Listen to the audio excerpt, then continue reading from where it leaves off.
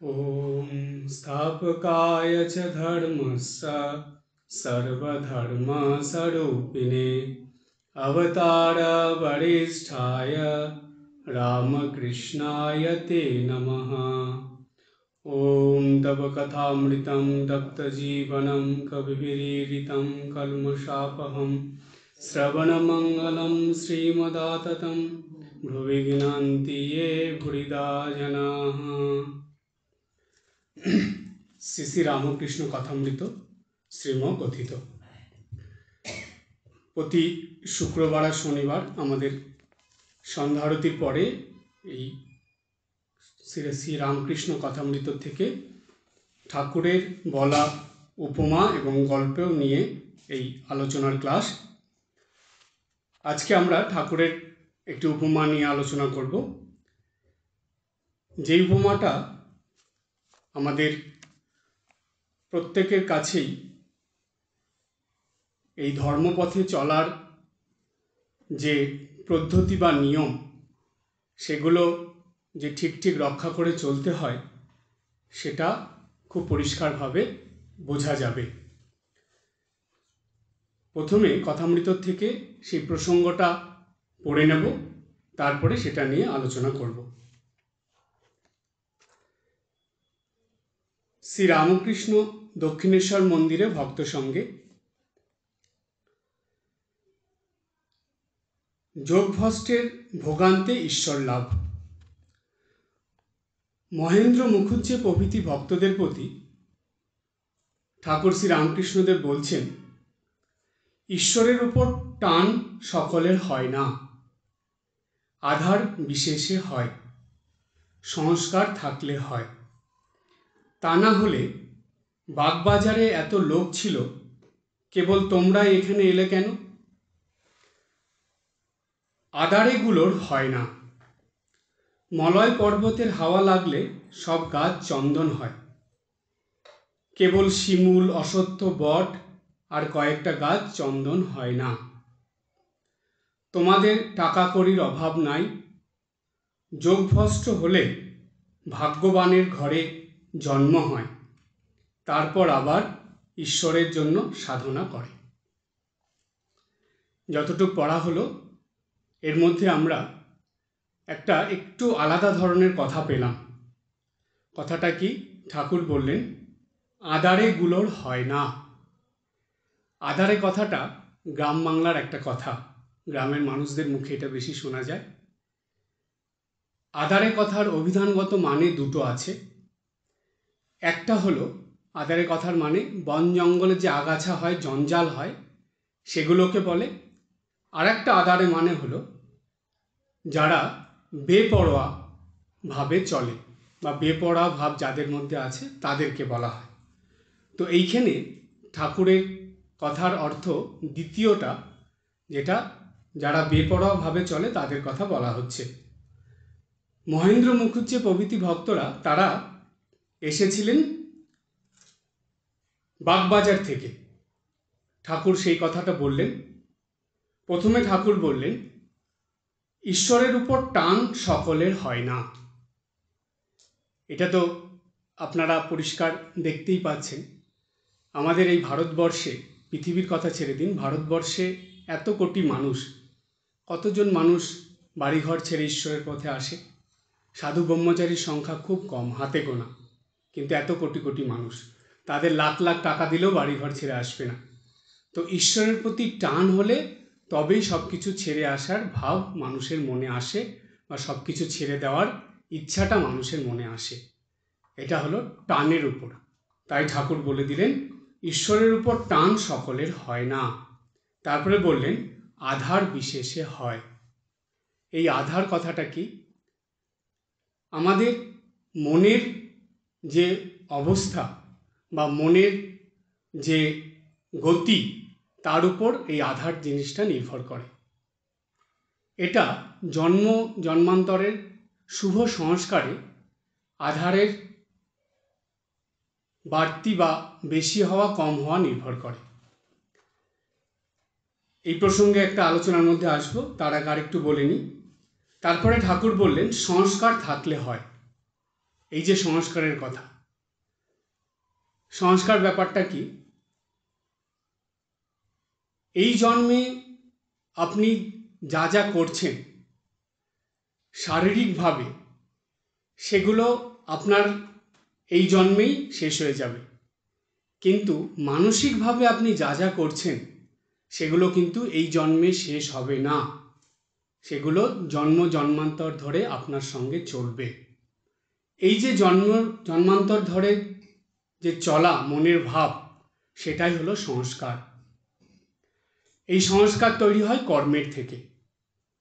মানুষ তিনভাবে কর্ম করে, গীতাতে ভগবান বলছেন। বেশিরভাগ মানুষই জানে যে আমরা শুধু হাত পা দিয়ে কর্ম করি, কর্ম মানে শারীরিক কর্ম, কিন্তু না, ভগবান বললেন কর্ম তিন প্রকার: শারীরিক কর্ম, মানসিক কর্ম, আর একটা হলো বাচিক কর্ম। মানুষ শরীরের সাহায্যে কর্ম করে, কথার দ্বারা কর্ম করে এবং চিন্তা ভাবনার দ্বারা কর্ম করে। এই তিনভাবে কর্ম হয়। যারা পাহাড় পর্বতে গুহায় থাকে, কিচ্ছু কাজ করছে না, চুপচাপ বসে তারা ভগবানের চিন্তা করে জীবন কাটিয়ে দিচ্ছে, স্বাভাবিকভাবেই মনে প্রশ্ন আসে, তারা কি কোনো কর্ম করে? তারা তো কিছুই করছে না, চুপচাপ বসে আছে, কোথায় কর্ম করছে? স্বামীজি বলছেন তারাই সব থেকে বড় কর্ম করছে। কেন? তারা মনের দ্বারা কর্ম করছে, চিন্তা ভাবনার দ্বারা কর্ম করছে, এবং সেটা আমাদের সবার মঙ্গলের জন্য চারিদিকে তার বাতাবরণ দ্বারা ছড়িয়ে দিচ্ছে।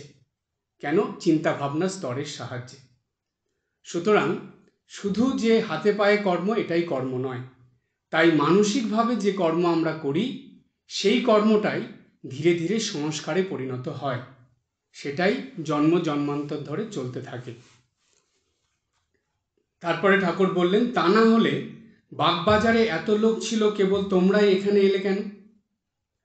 ঠিক একই কথা এখানে বলি। এইখানে এই আশ্রমের তো প্রচুর ভক্ত, তারা সব জানে আশ্রমে কি হচ্ছে না হচ্ছে, তাদেরকে জানানো হয়, কিন্তু সবাই এখানে আসে না। যারা যারা আসছেন, আপনারা কেন এলেন?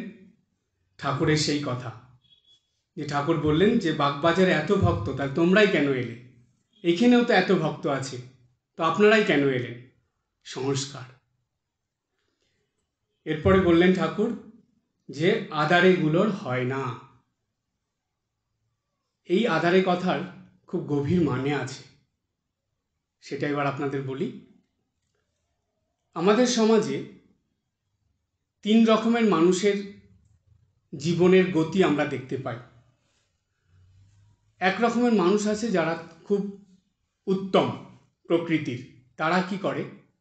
তারা গুরুবাক্য পালন করে চলবে, তারা শাস্ত্রবাক্য মেনে চলবে এবং সাধু সন্ন্যাসীদের সঙ্গ করে তাদের কথাও তারা জীবনে মানার চেষ্টা করবে। গুরুবাক্য, শাস্ত্রবাক্য এবং সাধুবাক্য, এই কথাগুলো তারা নিজেদের জীবনে পালন করে চলার চেষ্টা করে এবং সেইভাবে তারা তাদের নিত্যকর্ম করে এবং সাধন ভজন করে। কারণ আমাদের শাস্ত্রে অনেক বিধিনিষেধ আছে যেগুলো আমাদের জীবনের উন্নতিতে সাহায্য করে, সেগুলো মানতে হয়। সাধু সন্ন্যাসীরা তারা সবসময় অপরের ভালো চায়, কল্যাণ চায়, তাদের কথা শুনতে হয়। আর গুরুদেব যিনি, তিনি তো মা বাবা, সুতরাং তার কথা তো অবশ্যই শুনতে হবে। তো এই তিনটেই আমাদের মেনে চলতে হয়। যেসব মানুষরা এই কথাগুলো মেনে চলে তারা হলো উত্তম প্রকৃতির মানুষ। তারপরে আসছে মধ্যম প্রকৃতি। তারা শুনছে, গুরুবাক্য পালন করে চলছে, শাস্ত্রবাক্য শুনছে, পালন করে চলছে, সাধুবাক্য শুনছে, পালন করছে, কিন্তু সব সময় করে না। তারা করছে কিন্তু সম্পূর্ণভাবে করছে না। কোনো দিন করলো, কখনো করলো না, কখনো ইচ্ছা হলো নিজের ইচ্ছা মতন কিছু করে দিল, এইভাবে। এরা হলো মধ্যম প্রকৃতি। আর একটা আছে অধ্যম প্রকৃতির মানুষ। তারা এই আদারে যে কথাটা ঠাকুর বললেন সেই দলে পড়ে। তারা কোনো কিছুই মানে না, না গুরুবাক্য মানে, না শাস্ত্রবাক্য মানে, না সাধুবাক্য মানে। তারাই নিজেরা সব জানে, তারাই নিজেদের ইচ্ছে মতন জীবনযাপন করে। এদের কথাই ঠাকুর বলছেন যে আদারেগুলোর হয় না, তারা কোনো বিধিনিষেধ মানে না, নিজেদের ইচ্ছা মতন জীবনযাপন করে। তারপরে ঠাকুর বললেন, মলয় পর্বতের হাওয়া লাগলে সব গাছ চন্দন হয়, কেবল শিমুল, অশ্বত্থ, বট আর কয়েকটা গাছ চন্দন হয় না। কেন হয় না? কারণ এদের মধ্যে চন্দন হওয়ার জন্য যেই গুণের দরকার সেটা এই গাছগুলোর মধ্যে নেই। ঠাকুর পরোক্ষভাবে বুঝিয়ে দিলেন, প্রকৃত ভক্ত হতে গেলে, ঈশ্বরের আরাধনা করতে গেলে, ঈশ্বরকে ভালোবাসতে গেলে, ঈশ্বরের প্রতি টান আনতে হলে এই আধার তৈরি করতে হবে। সেই গুণ, যেটাকে ভগবান গীতাতে বলছেন দৈবী গুণ, সেই দৈবী গুণ অবশ্যই থাকতে হবে, তাহলে ঈশ্বর লাভ হবে। এরপরে ঠাকুর বললেন, তোমাদের টাকা কড়ির অভাব নাই, যোগভ্রষ্ট হলে ভাগ্যবানের ঘরে জন্ম হয়, তারপর আবার ঈশ্বরের জন্য সাধনা করে। এটা একটা খুব গুরুত্বপূর্ণ কথা, এটা গীতাতেও ভগবান বলেছেন, গীতার কথা এটা। যোগভ্রষ্ট, দেখুন, যে সমস্ত কাজ আমরা নিত্যদিন করি, সকালে ঘুম থেকে উঠে রাত্রে ঘুমানোর আগে পর্যন্ত যাই করি না কেন, প্রার্থনা, জপ, নিত্য পূজা, আপনাদের পরিবারের কাজ, সংসারের কাজ, আমরা আশ্রমের কাজ যাই করি না কেন, যেই কাজটা আমাকে বা আমার মনটাকে ঈশ্বরের সঙ্গে যুক্ত করার জন্য করা হয়, সেটাইকেই যোগ বলা হয়। যোগ কথার অর্থ হলো যুক্ত করা। তো মানুষ কার সঙ্গে যুক্ত করবে নিজেকে? নিজের চিন্তা ভাবনাকে কার সঙ্গে যুক্ত করবে? ঈশ্বরের সঙ্গে যুক্ত করা। তাই দেখুন, ভগবান গীতাতে একটা দুটো নয়, 18টা যোগের কথা বললেন। তার মানে ওই 18 রকমভাবে একটা মানুষ নিজেকে ঈশ্বরের সঙ্গে যোগ করতে পারে, কিন্তু দুঃখের বিষয় একটাও আমরা গ্রহণ করি না। 18টার মধ্যে একটাও আমরা নিই না। প্রত্যেকটা কাজ আমরা যদি ঈশ্বরের কথা ভেবে করি, আমরা যদি ঈশ্বরের কথা চিন্তা ভাবনা করি, আর কাজ করার পর সেই কর্মফলটা যদি ঈশ্বরকে অর্পণ করি, মনে মনেও যদি করি, তবুও ঈশ্বরের সঙ্গে একটা যোগ আমাদের মনের হয়ে যায়। পরিষ্কারভাবে এটা মনে রাখুন যে যে কাজ, যে কথা, যে চিন্তা ভাবনা আমাদেরকে ঈশ্বরের সঙ্গে যুক্ত করায়, সেটাই হলো যোগ। তাই আমরা কিন্তু প্রত্যেকেই কোনো না কোনো যোগ করতে থাকি। সেটা বিষয় বাসনার সঙ্গে যোগ কেউ কেউ করে, কেউ কেউ আবার ঈশ্বরের সঙ্গে যোগ করে। ঠাকুর বললেন, যোগভ্রষ্ট যারা, তারা কি হয়, ভগবানের আরাধনা করতে করতে, সাধনা করতে করতে তাদের যদি এই শরীর চলে যায়, মৃত্যু হয়, তারপরে তারা ভাগ্যবানের ঘরে জন্মগ্রহণ করে, আবার ঈশ্বরের জন্য সাধনা করে। এই কথার পরিপ্রেক্ষিতে একটা খুব আশার আলো আমরা পাই, ঠাকুরের কথার থেকেও পাই, গীতাতে ভগবানও এই কথা বলেছেন। বেশিরভাগ বয়স্ক মানুষদের মনে একটা খুব আফসোস থাকে। তারা জীবনের শেষে এসে ভাবে, ইস, আমরা যদি আরেকটু সাধনা করতে পারতাম, যদি কোমর ব্যথা, একটু বসে যদি ভালো করে জপ করতে পারতাম, ইস, পায়ে ব্যথা, একটু যদি আশ্রমে যেতে পারতাম। কত রকম তাদের আফসোস থাকে। অনেকে বলেছে আমাকে, আমার কথা শুনে অনলাইনে যারা ক্লাস করে তারা ফোন করে জানায় যে মহারাজ, আগে যদি এইসব কথা জানতাম আমরা কত সাধনা করতে পারতাম, এখন আর কিচ্ছু করতে পারছি না। কিন্তু তাদের জন্য বলবো, মন থেকে একদম আশা নষ্ট করবেন না। যতটা সম্ভব আপনি করুন। কেন? আপনি যেটা যেটা করছেন ভগবানের জন্য, সেটাই আপনার যোগ হয়ে যাচ্ছে। এই জন্মে যতটুকু আপনি করলেন, এর পরের জন্মে ঠিক এরপর থেকে আপনার শুরু হবে। এটা নষ্ট হয়ে যাবে না। একদম নিজের মন থেকে আশা নষ্ট করবেন না। আপনার শক্তি সামর্থ্য অনুযায়ী যতটুকু পারবেন আপনি সেটাই করুন। খালি একটা অনুরোধ, সময় নষ্ট করবেন না, প্রত্যেকটা সময়কে কাজে লাগান। আপনি বাড়িতে বসে বসেই করুন, আশ্রমে সবসময় আসতে হবে এমন নয়, নিজের ঘরে, ঠাকুর ঘরে, নিজের ঘরে বসে বসেই করুন। আধ্যাত্মিকতা মানে কি? আধ্যাত্মিকতা মানে তো মন। আধ্যাত্মিকতা মানে শরীর নয়। আধ্যাত্মিক জিনিস অনেক সূক্ষ্ম। প্রার্থনা মন থেকে হয়, জপ মন থেকে হয়, ধ্যান মন থেকে হয়, স্তব স্তুতি মন থেকে হয়। সুতরাং মনটাকে ঠিক রাখুন, সেটাকে অ্যাক্টিভ রাখুন।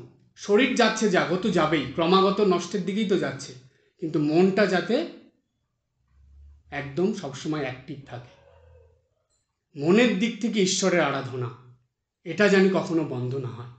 এটা এই জন্মে যতটা করবেন, এর পরের জন্মে ঠিক এরপর থেকে শুরু হবে, এটা নষ্ট হয়ে যাবে না। তাই ঠাকুর বললেন যোগভ্রষ্ট কথাটার মানে কি? আমরা ভাবি শুধু মুনি ঋষিদের কথা, সাধু সন্ন্যাসীদের কথা, না, সংসারীদের ক্ষেত্রেও তাই। অনেক সংসারী মানুষ আছে যারা যোগীদের মতন জীবনযাপন করে।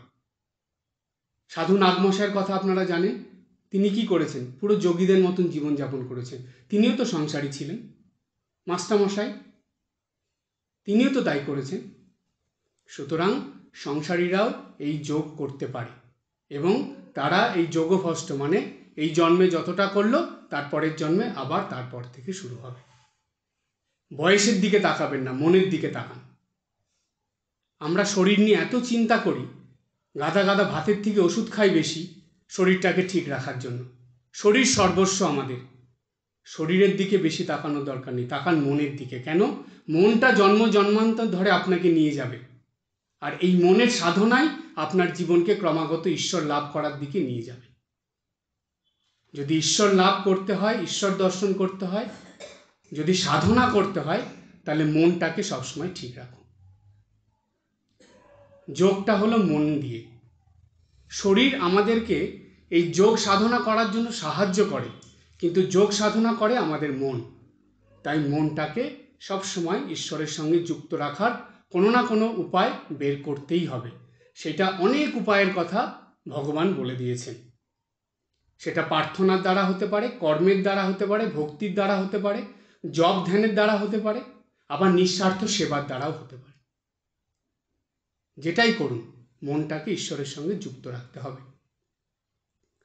আর এই যে আধার সংস্কার, এটা কিভাবে তৈরি হয়?